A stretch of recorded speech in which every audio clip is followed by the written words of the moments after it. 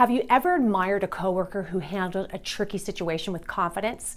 Have you ever wanted to do the same, but perhaps didn't feel that you had the ability to do so? Well, knowing how to be assertive at work has its benefits. And in this video, I'm going to share with you 4 steps on how to be assertive and respectful.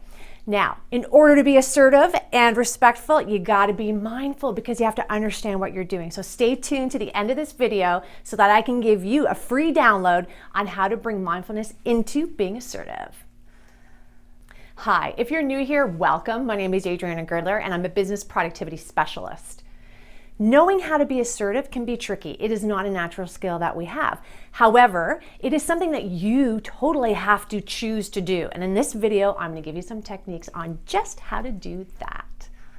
Trust in yourself. One of the first things in order to be assertive is that you have to have belief in yourself. Do you know what you bring to the organization? Do you have any idea the skill sets and the ideas that are going to help contribute to the bottom line in this strategy? If you don't, then in order for you to be assertive so that you can be heard and your great ideas brought forth, you should probably write it down. That's really the first step in order to trust in yourself. Understand what you bring to the table, reread it many times, and with confidence and respectfulness, that's going to help you out tremendously because again, it is how you believe of yourself that comes through in assertiveness.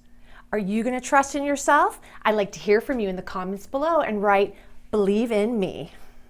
Express yourself in a positive way. There is a big difference between being assertive and aggressive. And let me tell you, sometimes those lines get very blurred. Now, the key to do this, to really express yourself in a positive way, is the language that you use. The key is not to focus on other people.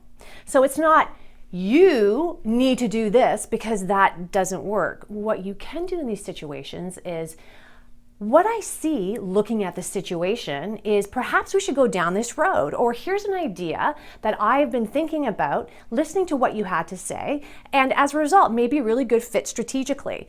But if you were to actually go the opposite and saying, listen, you need to do this because it's the right thing for the company, it has a different tone and people will shut down.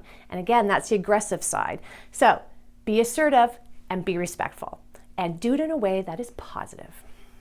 Think about the what if. Now, I'm a real big believer of not looking at the what if because it just puts in judgment. However, in this situation, I'm making an exception. And that exception is, think about what if you're not assertive.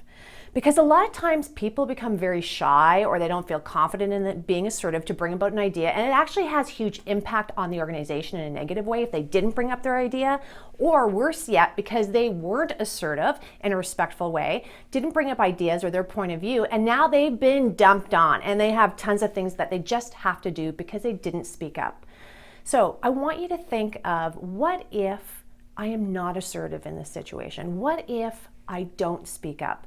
What are the ramifications? And if they're huge from a negative standpoint, it is your duty. It is your duty and service to the organization that you're working in to say something. Remember, just do it respectfully. Use empathy and compassion.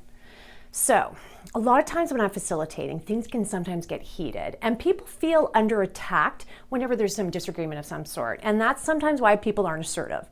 Now, if you use empathy and you try to come from someone else's point of view, and even compassion by understanding that, hey, you know what, we're all in the same boat. We're all just trying to do what is right for the organization, then it's going to make a huge difference. When I come across this in workshop, it's really important to acknowledge people's feelings. It's really important to just not ignore it and bulldoze your way through.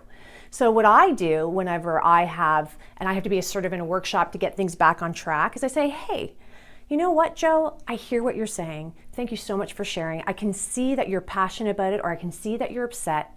Whatever the scenario or feelings may be, they're really important to acknowledge.